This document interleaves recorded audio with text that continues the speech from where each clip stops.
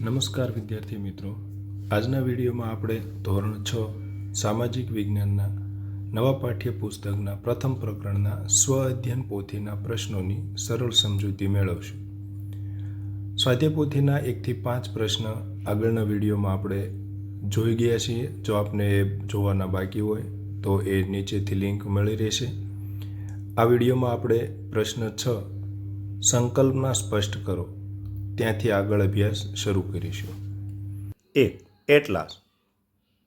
તો નકશાઓના સંગ્રહને એટલાસ કહેવામાં આવે છે, જેમાં દેશો, રાજ્યો, ખંડો અને વિશ્વના વિવિધ પ્રકારના નકશાઓ એક જ પુસ્તકમાં આપવામાં આવે છે. પ્રમાણમાપ. નકશા પર દર્શાવેલા અંતર અને પૃથ્વી પરના વાસ્તવિક અંતર વચ્ચેના ગુણોત્તરને પ્રમાણમાપ કહે છે. અક્ષાંશ. પૃથ્વીના ગોળા ઉપર દોરેલી આડી કાલ્પનિક રેખાઓને અક્ષાંશ કહે છે. રેખાંશ. પૃથ્વીના ગોળા ઉપર દોરેલી ઊભી કાલ્પનિક રેખાઓને રેખાંશ કહે છે. 5. પ્રમાણ સમય ક્ષેત્ર. દરેક દેશ કે વિસ્તારનો એક નક્કી કરેલો સમય હોય છે, જેને પ્રમાણ સમય કહેવાય છે. આખા વિસ્તારમાં સમયની જાળવણી માટે એક ચોક્કસ રેખાંશ પરથી આ સમય નક્કી કરવામાં આવે છે. પ્રશ્ન 7. નીચેના પ્રશ્નોના ઉત્તર 1-2 વાક્યમાં લખો. નકશા પર કોઈ સ્થળની સ્થિતિ નક્કી કરવા માટે કઈ પદ્ધતિનો ઉપયોગ કરવામાં આવે છે? અક્ષાંશ અને રેખાંશના નિર્દેશાંક પદ્ધતિનો ઉપયોગ કરવામાં આવે છે. 2. કયા 2 નિર્દેશાંકો મળીને પૃથ્વી પરના કોઈ ચોક્કસ સ્થળને દર્શાવે છે? તો જવાબ છે અક્ષાંશ અને રેખાંશ મળીને કોઈ ચોક્કસ સ્થળને દર્શાવે છે. 3. તમારા ગામ, શહેરના અક્ષાંશ અને રેખાંશ લખો. તો આ પ્રશ્ન છે એ તમારે જાતે લખવાનો થશે. તમારા ગામ અને શહેર જ્યાં હોય તેના અક્ષાંશ તમારે મેળવવા પડશે. આના માટે તમે ગૂગલ મેપનો ઉપયોગ પણ કરી શકો છો. તેમાં સરળતાથી તમને અક્ષાંશ અને રેખાંશ મળી જશે. 4.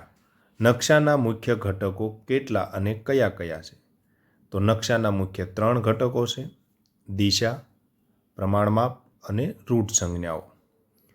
ટાઈમ ઝોન વ્યાખ્યાયિત અને સમય શેનાથી નક્કી કરવામાં આવે છે?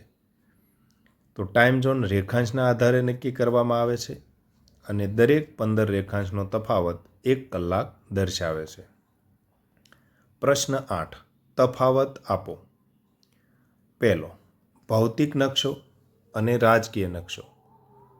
તો ભૌતિક નકશો તો પર્વતો, નદીઓ, મેદાનો વગેરે કુદરતી લક્ષણો દર્શાવે છે, જ્યારે રાજકીય નકશામાં દેશ, રાજ્ય, જિલ્લાની સીમાઓ દર્શાવે છે. કુદરતી ભૂ આકૃતિઓની માહિતી આપે છે, વહીવટી વિભાગોની માહિતી આપે છે. જમીનની રચના સમજવા ઉપયોગી છે, જ્યારે રાજકીય નકશો છે એ રાજકીય સીમાઓ સમજવા ઉપયોગી છે. અક્ષાંશ અને રેખાંશ. અક્ષાંશ તે પૂર્વ પશ્ચિમ દિશામાં દોરેલ આડી કાલ્પનિક રેખાઓ છે. તે વિષુવવૃત્તથી કોઈ સ્થળ કેટલું ઉત્તર કે દક્ષિણમાં આવેલું છે તે દર્શાવે છે. જ્યારે રેખાંશ એ ઉત્તર દક્ષિણ દિશામાં દોરેલી ઊભી કાલ્પનિક રેખાઓ છે અને તે મુખ્ય રેખાંશ વૃત્ત ગિનીચ રેખાથી કોઈ પણ સ્થળ કેટલું પૂર્વ કે પશ્ચિમમાં છે તે દર્શાવે છે. ઉત્તર દક્ષિણ સ્થિતિ દર્શાવે છે, જ્યારે રેખાંશ એ પૂર્વ પશ્ચિમ સ્થિતિ દર્શાવે છે. તેની કુલ સંખ્યા 181 છે. રેખાંશ તો તેની કુલ સંખ્યા 360 છે. 3. વિષુવવૃત્ત અને ગ્રીનિચ રેખા. તો વિષુવવૃત્ત છે એ 0 મુખ્ય અક્ષાંશ વૃત્ત છે, જ્યારે ગ્રીનિચ રેખા છે તે 0 મુખ્ય રેખાંશ વૃત્ત છે. વિષુવવૃત્ત છે એ પૃથ્વીને ઉત્તર અને દક્ષિણ ગોળાર્ધ એમ 2 સરખા ભાગમાં વહેંચે છે, જ્યારે ગ્રીનિચ રેખા છે એ પૃથ્વીને પૂર્વ અને પશ્ચિમ ગોળાર્ધ એમ 2 સરખા ભાગમાં વહેંચે છે. વિષુવવૃત્તથી પૂર્વ અને પશ્ચિમ દિશા તરફ આવેલું છે, એટલે કે પૂર્વ પશ્ચિમ તરફ ગોળાયમાં છે, જ્યારે ગિનીચ રેખા છે એ ઉત્તર દક્ષિણ દિશામાં આવેલી છે. વિષુવવૃત્ત સૌથી મોટું અક્ષાંશ છે અને ગ્રીનિચ રેખા છે એ મુખ્ય રેખાંશ તરીકે ઓળખાય છે. 4. સ્થાનિક સમય અને પ્રમાણ સમય. સ્થાનિક સમય તો દરેક સ્થળનો સમય અલગ અલગ હોય છે, જ્યારે પ્રમાણ સમય છે એ આખા દેશ માટે નક્કી કરેલો એક સરખો હોય છે. તે સ્થાનિક રેખાંશ પર આધારિત છે. પ્રમાણ સમય છે એ પ્રમાણ રેખાંશ પર આધારિત હોય છે, એટલે કે આખા દેશનો જે એક પ્રમાણ રેખા નક્કી કરી હોય એના ઉપર આધારિત હોય છે.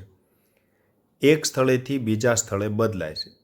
અક્ષાંશ બદલાય એમ સમય પણ બદલાય, અને પ્રમાણ સમય છે એ સમગ્ર ક્ષેત્રમાં એક સરખો રહે છે. સ્થાનિક સમય દૈનિક ઉપયોગ માટે અનુકૂળ નથી. પ્રમાણ સમય છે એ દૈનિક ઉપયોગ માટે અનુકૂળ છે.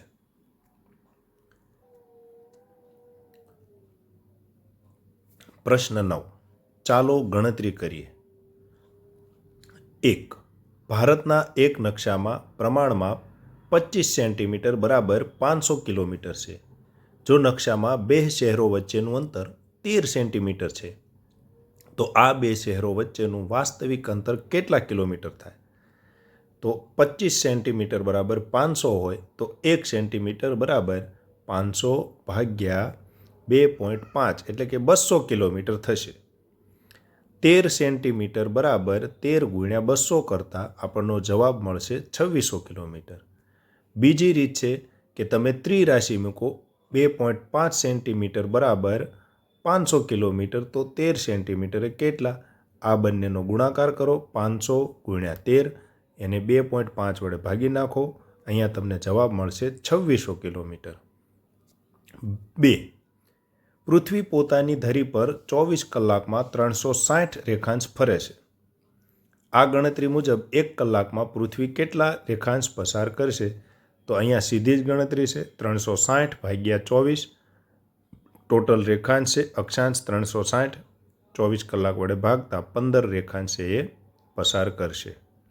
3. કલ્પના કરો કે તમારું ગામ કે શહેર 15 પૂર્વ રેખાંશ પર આવેલું છે. તમારી ઘડિયાળમાં બપોરના 2 વાગ્યા છે. તો 45 પશ્ચિમ રેખાંશ પર રહેલા તમારા મિત્રને ત્યાં કેટલા વાગ્યા હશે?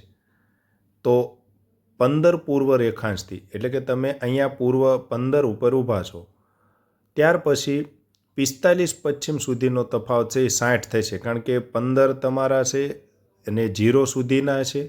0થી ત્યાર પછી 45 સુધીના બીજા પશ્ચિમ રેખાંશ છે. તો 45 અને 15 ટોટલ તમારી બંને વચ્ચે 60 અંશ તફાવત છે.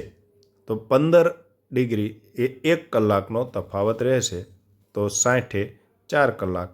આમ પશ્ચિમ તરફ સમય 4 કલાક પાછળ હોય, તો તમારા ત્યાં 2 વાગેલા હોય, એમાંથી 4 કલાક પાછળ તમે જાઓ તો 10 વાગ્યા હોય. તો જવાબ અહીંયા આવશે સવારના 10 વાગ્યા હશે. પ્રશ્ન 10. નીચેના વિધાનો માટે કારણ આપો. 1. અક્ષાંશ અને આબોહવા વચ્ચે સંબંધ છે. કારણ કે પૃથ્વી પર સૂર્યના કિરણો અલગ અલગ અક્ષાંશો પર જુદા જુદા ખૂણે પડે છે. વિષુવવૃત્ત પાસે કિરણો સીધા પડે છે, તેથી ત્યાં ગરમી વધુ હોય છે. જ્યારે બંને ધ્રુવો તરફ જતાં કિરણો ત્રાંસા થતા જાય છે, તેથી વિષુવવૃત્ત ધ્રુવ તરફ જતાં ગરમી ઓછી અને ઠંડી વધુ હોય છે. આમ અક્ષાંશ બદલાતા તાપમાન અને આબોહવામાં ફેરફાર થાય છે. તો આપણને ખ્યાલ છે કે પૃથ્વી ગોળ છે, તો જ્યારે અહીંયા સૂર્યના કિરણો વિષુવવૃત્ત ઉપર સીધા પડે છે, જ્યારે કર્કવૃત્ત મકરવૃત્ત ઉપર છે એ ત્રાંસા થતા જાય છે. તો અહીંયા અક્ષાંશ વિષુવવૃત્ત, આ વિષુવવૃત્ત 0 છે, ત્યાંથી જેમ જેમ ઉપર અને નીચે એટલે ઉત્તર અને દક્ષિણ ગોળાર્ધમાં જશે તેમ ત્રાંસા હોય, તો ત્યાં ગરમી ઓછી અને ઠંડી વધુ હોય. જ્યારે વચ્ચેનો ભાગ છે ઉષ્ણકટિબંધ ઓળખાય છે, ત્યાં વધારે હોય છે. આમ આબોહવા અને અક્ષાંશ વચ્ચે સંબંધ છે. 2. 180ને પશ્ચિમ રેખાંશ અથવા પૂર્વ રેખાંશ ન લખતા 180 જ લખવામાં આવે છે, કારણ કે 180 રેખાંશ એક જ છે. 0થી પૂર્વ તરફ પણ 180 છે અને પશ્ચિમ તરફ પણ 180 રેખાંશ છે, પણ 180 પૂર્વ અને પશ્ચિમ બે વચ્ચે કોમન છે. 180 પૂર્વ રેખાંશ અને 180 પશ્ચિમ રેખાંશ એક જ રેખા ઉપર મળે છે. તેથી તેને 180 પૂર્વ કે પશ્ચિમ રેખાંશ લખવાની જરૂર રહેતી નથી, માટે 180 જ લખવામાં આવે છે. 3. ગ્રીનિચ મેરિડિયન પ્રથમ જાણીતું પ્રાઇમ મેરિડિયન નથી, કારણ કે ઇતિહાસમાં ગ્રીનિચ રેખા નક્કી થઈ તે પહેલાં પણ જુદા જુદા દેશો અને ખગોળશાસ્ત્રીઓ પોતાની રીતે અલગ અલગ રેખાંશ વૃત્તોને મુખ્ય રેખાંશ ગણતા હતા. પ્રાચીન સમયમાં ઉજ્જૈની સહિત અન્ય સ્થળોની રેખાઓને પણ મુખ્ય રેખાંશ માનવામાં આવતી હતી. આંતરરાષ્ટ્રીય સ્તરે પછીથી ગ્રીનિચને 0 પ્રાઇમ મેરિડિયન સ્વીકારવામાં આવ્યો છે. 4. મોટાભાગના દેશો મધ્ય રેખાંશ પર આધારિત એક પ્રમાણ સમય અપનાવે છે, કારણ કે દેશના અલગ અલગ ભાગોમાં સ્થાનિક સમયમાં તફાવત હોય છે. સ્થાનિક સમય અલગ અલગ હોય તો રેલવે, વિમાન અને વહીવટી કામકાજમાં મુશ્કેલી પડે. આખા દેશમાં એક સૂત્રતા અને સરળતા જળવાય તે માટે અને દેશમાં એક સરખો સમય રાખવા માટે મધ્ય રેખાંશના આધારે એક પ્રમાણ સમય અપનાવવામાં આવે છે. તો ભારત જેવા દેશની પણ જો આપણે વાત કરીએ તો ગુજરાત અને અસમ વચ્ચે 2 કલાકનો તફાવત છે. તો જો બંનેનો સમય અલગ રાખવામાં આવે તો ગુજરાતમાં 5 વાગ્યા હોય તો ત્યાં અલગ સમય હોય.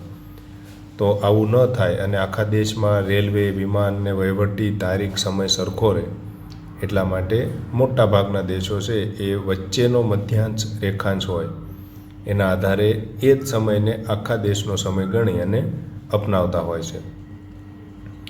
5.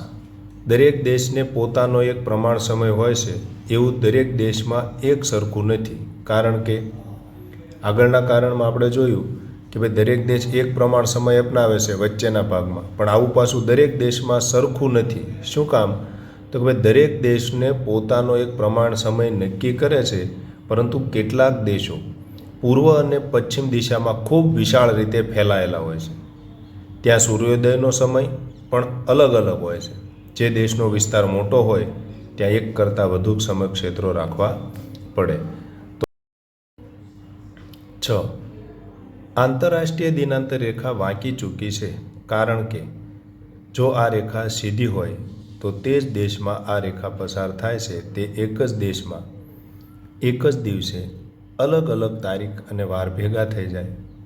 આવી ગૂંચવણ ટાળવા માટે આ રેખાને સમુદ્ર પરથી વાંકી ચૂકી પસાર કરવામાં આવી છે. તે દેશો, ટાપુઓ અને પ્રદેશોને 2 જુદી તારીખોમાં વહેંચાઈ ન જાય તે માટે જરૂર મુજબ વાંકી ચૂકી રાખવામાં આવી છે. તો આંતરરાષ્ટ્રીય દિનાંતર રેખા કોઈ સીધી જ રાખવામાં આવે આ રીતે. તો માનો કે અહીંયા કોઈ પ્રદેશ છે, રશિયા જ તે છે, તો અહીંયા આ બાજુના વિસ્તારમાં અલગ તારીખ થાય અને આ બાજુના વિસ્તારમાં પણ અલગ તારીખ થાય. એવું ન થાય એટલે આંતરરાષ્ટ્રીય દિનાંતર રેખાને જમીન વિસ્તાર હોય એક દેશનો ત્યાં આ રીતે વળાંક લેવડાવી દેવામાં આવેલા છે. અહીંયા કોઈ વિસ્તાર આવ્યો હોય તો આ રીતે આંતરરાષ્ટ્રીય દિનાંતર રેખા છે એ વાંકી ચૂકી એટલા માટે છે કે જે તે દેશમાં પસાર થતી હોય તો એ ત્યાં 2 તારીખ ન આવી જાય, એટલા માટે એને સમુદ્ર તરફ વાળી લેવામાં આવે છે. પ્રશ્ન 11. નીચેના પ્રશ્નોના સવિસ્તાર ઉત્તર આપો. શા માટે પૃથ્વી પર કોઈ પણ સ્થાન નક્કી કરવા માટે અક્ષાંશ અને રેખાંશ બંનેની જરૂર પડે છે, માત્ર એકથી કામ કેમ ન ચાલે? તો અક્ષાંશ સ્થાન છે એ ઉત્તર કે દક્ષિણ દિશા દર્શાવે છે, જ્યારે રેખાંશનું સ્થાન છે એ પૂર્વ કે પશ્ચિમ દિશા દર્શાવે છે. માત્ર અક્ષાંશ અથવા માત્ર રેખાંશથી ચોક્કસ સ્થાન નક્કી થઈ શકતું નથી. બંનેના છેદ બિંદુથી જ પૃથ્વી પર કોઈપણ સ્થાનની ચોક્કસ સ્થિતિ જાણી શકાય છે. 2. ભારતનો પ્રમાણ સમય 82.5 પૂર્વ રેખાંશ શા માટે નક્કી કરવામાં આવ્યો છે? તો ભારત પૂર્વથી પશ્ચિમ તરફ ઘણું વિસ્તરેલું હોવાથી સ્થાનિક સમયમાં તફાવત આવે છે. સમગ્ર દેશમાં એક સરખો સમય રાખવા માટે 82.5 પૂર્વ રેખાંશને ભારતીય પ્રમાણ સમય તરીકે સ્વીકારવામાં આવ્યો છે. આ રેખાંશ ભારતના મધ્ય ભાગમાંથી પસાર થાય છે, તેથી તે અનુકૂળ માનવામાં આવ્યો છે. 3. નકશાના અંગો અને તેનું મહત્ત્વ સમજાવો. તો નકશાના મુખ્ય અંગો અને તેનું મહત્ત્વ નીચે મુજબ છે. 1. પ્રમાણ સમય. તો એ બે સ્થળો વચ્ચેનું વાસ્તવિક અંતર જાણવા માટે ઉપયોગી છે. 2. દિશા. તો દિશા છે એની માહિતી આપણને નકશામાં મળે છે. એક ઉત્તર દિશા આપી હોય તો એના પછી આપણે તમામ દિશાઓ એનાથી મેળવી શકીએ છીએ. અને 3 ઉપર રૂટ સંજ્ઞાઓ. તો રૂટ સંજ્ઞાઓ છે એ વિવિધ સ્થળો અને વસ્તુઓને ઓળખવામાં મદદ કરે છે. એ દરેક નકશામાં એક સરખી સંજ્ઞા જ વાપરવામાં આવતી હોય એ વાંચનમાં પણ આપણને સરળ પડે છે. આમ આ અંગોની મદદથી નકશાને સરળતાથી સમજી શકાય છે અને સ્થળ, દિશા અને અંતરની સાચી માહિતી મળે છે. 4. સમય અને રેખાંશ વચ્ચેના સંબંધને સમજાવો. તો પૃથ્વી 24 કલાકમાં 360 અંશ ફરે છે. તેથી 15 રેખાંશ બરાબર 1 કલાક અને 1 રેખાંશ બરાબર 4 મિનિટનો સમયનો તફાવત થાય છે. પૂર્વ તરફ જતા સમય વધે છે અને પશ્ચિમ તરફ જતા સમય ઘટે છે. તેથી વિવિધ રેખાંશો પર સ્થાનિક સમયમાં તફાવત જોવા મળે છે. પ્રશ્ન 12. નીચેના નકશાનું અવલોકન કરી તેનો પ્રકાર નીચેના બોક્સમાં લખો. તો અહીં પ્રથમ નકશો છે એમાં આપણે જોઈએ છીએ તો પર્વતો, ઉચ્ચ પ્રદેશો ને નદીઓ ને એવું બધું બતાવેલું છે. તો એને આપણે ભૌતિક નકશાનો પ્રકાર છે. બીજામાં બધી માહિતીઓ આપેલી છે તો એ વિષય વસ્તુ આધારિત નકશો છે. ત્રીજો છે એમાં રાજ્યના કે રાજ્યની રાજધાનીને એ બધું દર્શાવેલું છે તો એ રાજકીય નકશો છે.